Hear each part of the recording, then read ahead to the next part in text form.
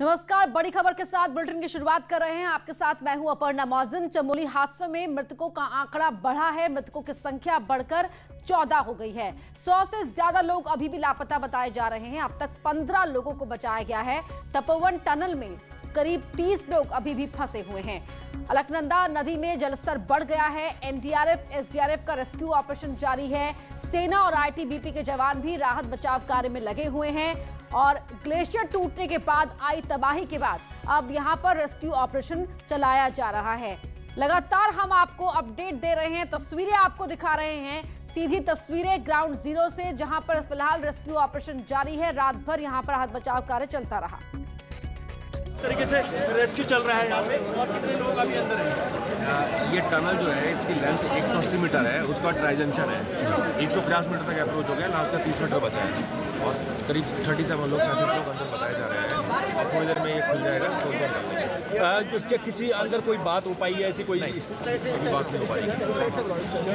जिस तरीके से यहाँ पर जो एसडीआरएफ के कमांडर है, सेना नायक है, आईपीएस अधिकारी है नवनीत बुल्लर, उनके द्वारा बताया गया है कि 37 लोग जो है अंदर, उनके द्वारा जो बताया, जो जानकारी दी गई कि 37 लोग अंदर हैं और अभी वहाँ पर जिस तरीके से काम चल रहा है, ये संभावना जताई जा रही है कि जल्द ही उन तक जो है जो रेस्क्यू टीमें हैं वो पहुँच जाएंगी। तो हमारे सहयोगी दीपक बिष्ट ने उत्तराखंड के डीजीपी अशोक कुमार से एक्सक्लूसिव बातचीत किया, ये सुनाते हैं आपको। इस वक्त डीजीपी अशोक कुमार हमारे साथ हैं। सर, किस तरह के हालात हैं और किस तरह का रेस्क्यू ऑपरेशन है, कितनी जानकारी? मैं दो चीज़ें क्लियर करूं। एक तो ये हादसा वन टाइम हादसा है, ये कंटिन्यूअस हादसा नहीं है। जो कल हो गया उसका डाउन स्ट्रीम में जो इम्पैक्ट जाना था, कल 2 बजे तक श्रीनगर ने क्लियर कर दिया कि डैम की कैपेसिटी है, वो उसने उसको होल्ड कर लिया।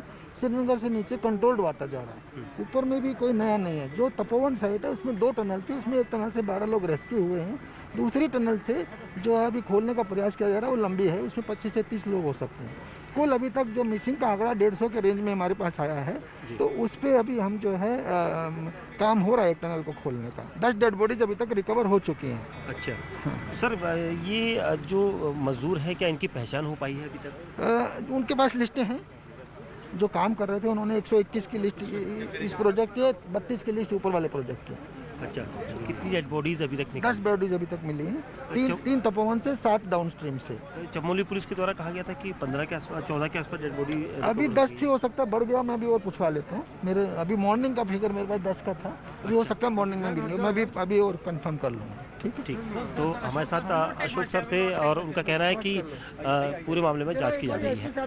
कैमरामैन कमलदेव के साथ दीपक बिष्ट, न्यूज़ 18 इंडिया, उत्तराखंड। तो ग्राउंड जीरो से पल पल का हालात बता रहे हैं हमारे तमाम रिपोर्टर्स। प्रभात पुरोहित भी वहां पर सुबह से डटे हुए हैं। प्रभात का रुख कर लेते हैं। प्रभात, फिलहाल जो है रेस्क्यू ऑपरेशन का स्टेटस क्या है? जी अपर्णा, आपको बताना चाहूंगा, यहाँ पर लगातार रेस्क्यू चल रहा है। आप देख सकते हैं यहाँ पे आईटीबीपी है, सेना है, आर्मी है और जो एनडीआरएफ है, एसडीआरएफ है, सारे टीम यहाँ पर काम कर रही है। आप लगातार देख सकते हैं। और ये यहाँ पर जो लकड़ियां हैं टनल के अंदर, क्योंकि काफी दलदल बना हुआ है, जो लकड़ियां हैं टनल के अंदर, क्योंकि काफी दलदल बना हुआ है, तो यहाँ इन लकड़ियों को पहले टनल के अंदर डाला जा रहा है और उसके सहारे आगे बढ़ने की कोशिश की जा रही है। लगातार यहाँ पर रेस्क्यू जारी है। जिस तरीके से रात से भी लगातार रेस्क्यू जारी रहा है और अभी टनल के अंदर हमारे जो सेना के जवान हैं, आईटीबीपी के जवान हैं, सारे लोग जुटे हुए हैं और रेस्क्यू यहाँ पर जारी है। और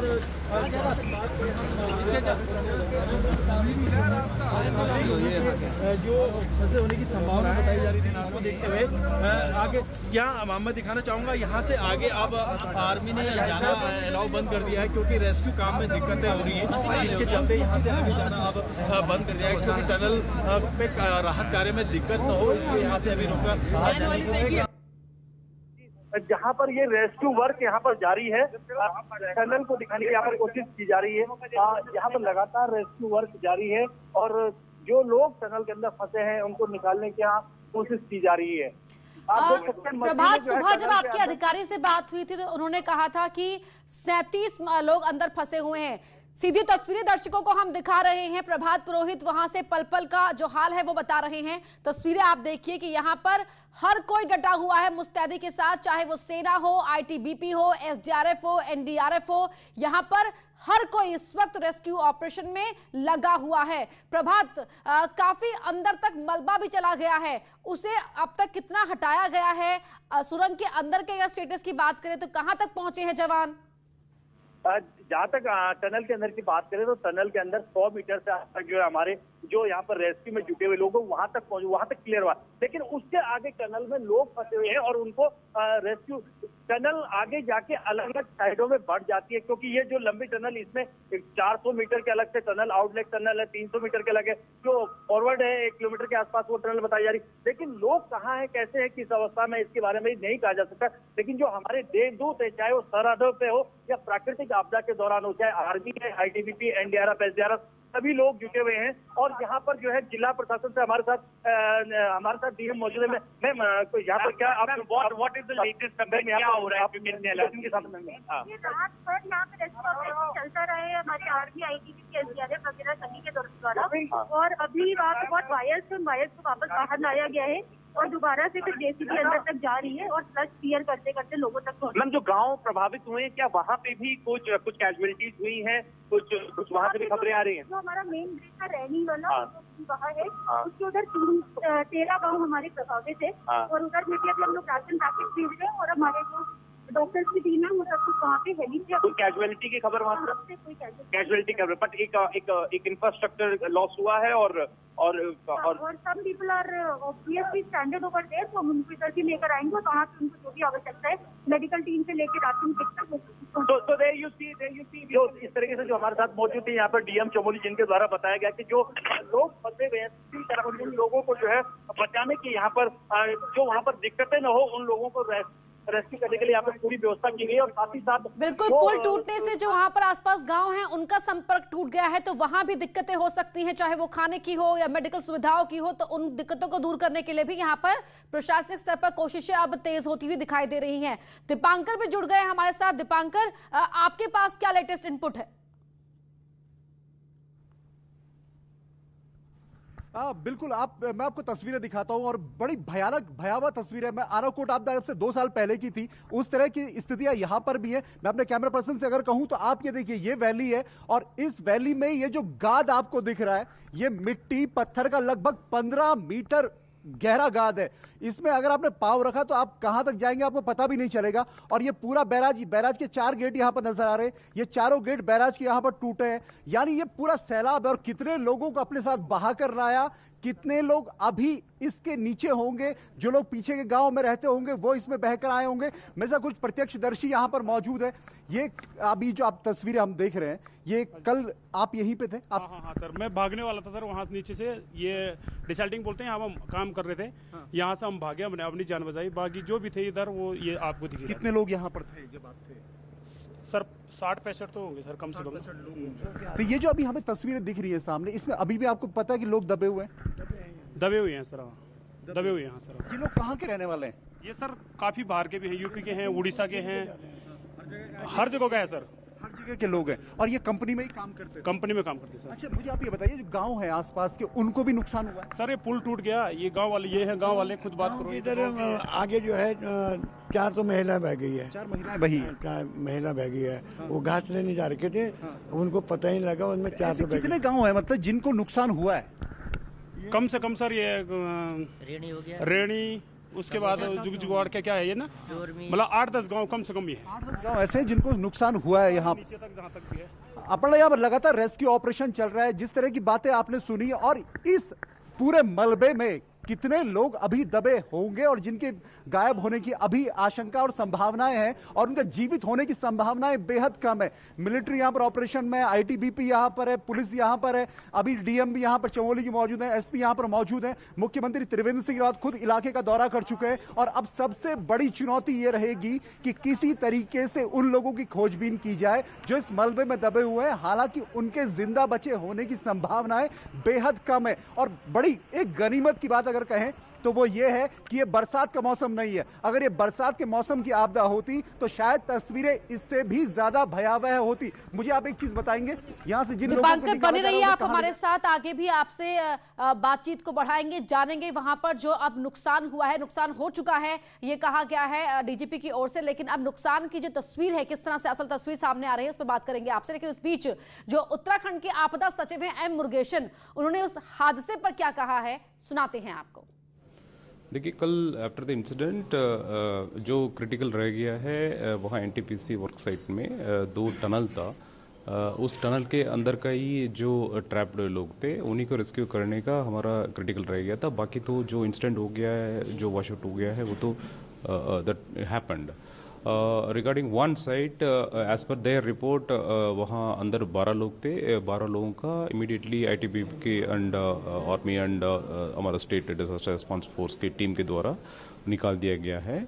और रिमेनिंग 1 मोर टनल है, उसमें 30+ लोग ट्रैप होने के लिए आशंका है। सो उसके पूरा माउथ वगैरह सारे स्लश वगैरह से बंद हो गया था। सो उसको खोलने के लिए कल शाम से प्रयास किया गया था और मोर देन 25 मीटर्स उसमें अंदर थ्रू हो गया है स्लश वगैरह बाहर निकालते हुए। फिर आगे भी अभी कार्रवाई चल रही है।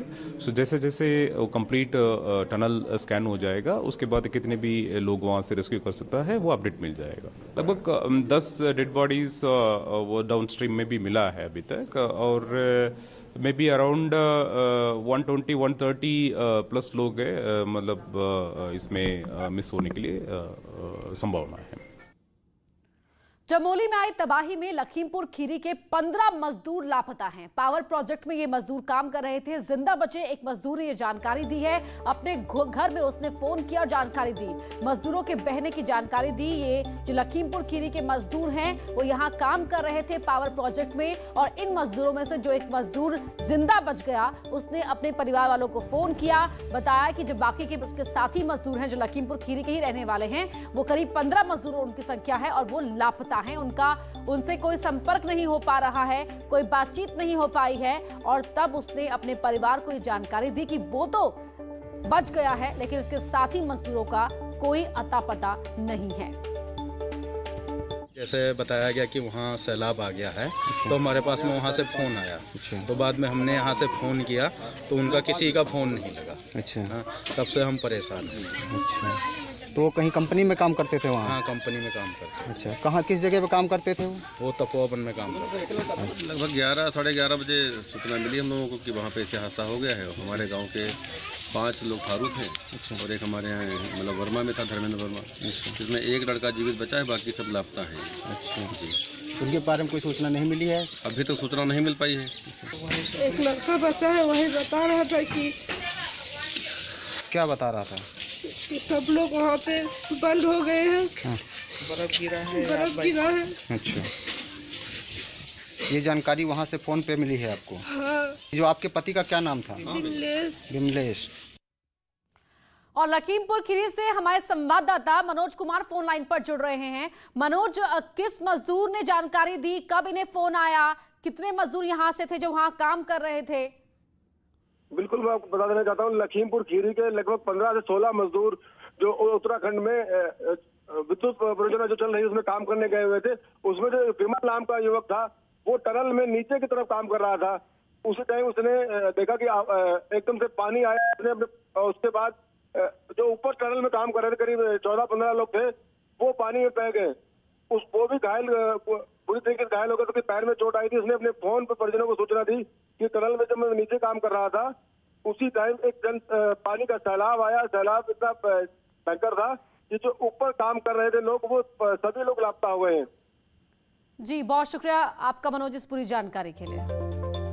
और आगे भी आपको बताते रहेंगे क्या कुछ वहां पर चल रहा है रेस्क्यू ऑपरेशन में, तस्वीरें आपको दिखाते रहेंगे। फिलहाल रुक रहे एक छोटे से ब्रेक के लिए। बड़ी खबर आपको बता दें, आज राज्यसभा में प्रधानमंत्री मोदी का संबोधन है। राष्ट्रपति के अभिभाषण पर पीएम का यह संबोधन सुबह 10:30 पर होगा। बीजेपी ने राज्यसभा के सांसदों के लिए व्हिप जारी किया है, उन्हें मौजूद रहना होगा और सुबह 10:30 बजे प्रधानमंत्री संबोधित करेंगे। कानपुर के छत्रपति शाहूजी महाराज विश्वविद्यालय सभागार में LIC मंडल प्रबंधक क्लब सम्मेलन का आयोजन किया गया। इस मौके पर 1 फरवरी से 6 फरवरी तक आयोजित MD मीट प्रतियोगिता का पुरस्कार वितरण भी किया गया। इस मौके पर LIC के प्रबंध निदेशक मुकेश कुमार गुप्ता ने बताया कि इस कार्यक्रम का उद्देश्य क्लब के लोगों के साथ सामंजस्य को बढ़ाना है। LIC समय समय पर ग्राहकों की जरूरतों और फीडबैक के आधार पर नई योजनाएं लाता है। जो हमारे अच्छे कार्यकर्ता हैं, जिन्होंने अच्छा कार्य किया है, उनको सम्मानित करना, और हमारे कुछ क्लब होते हैं अभिकर्ताओं के विभिन्न प्रकार के, तो ये जो मंडल प्रबंधक क्लब के सदस्य हैं उनका सम्मेलन यहाँ पे आयोजित किया गया था। उनको सम्मानित करना, उनको आगे के लिए जो वित्त वर्ष के बचे हुए जो समय है उसमें किस तरह से कार्य करना है उसके बारे में उनसे विस्तृत चर्चा करने का इसका उद्देश्य था। इस बुलेटिन में इतना ही। खबरें जारी हैं।